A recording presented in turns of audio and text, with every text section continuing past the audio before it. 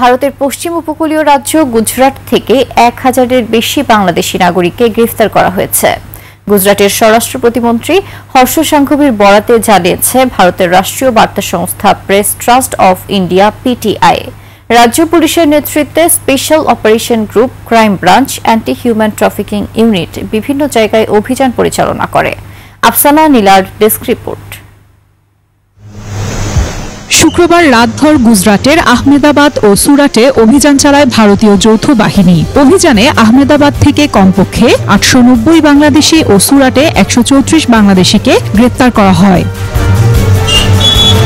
এসব বাংলাদেশির বিরুদ্ধে অভিযোগ অবৈধ অনুপ্রবেশ এবং জাল নথি বানিয়ে ভারতে বসবাস। গুজরাটে এখন পর্যন্ত এটি সবচেয়ে বড় অভিযান বলে মন্তব্য করেছেন দেশটির স্বরাষ্ট্র প্রতিমন্ত্রী হর্ষ সাংঘভি।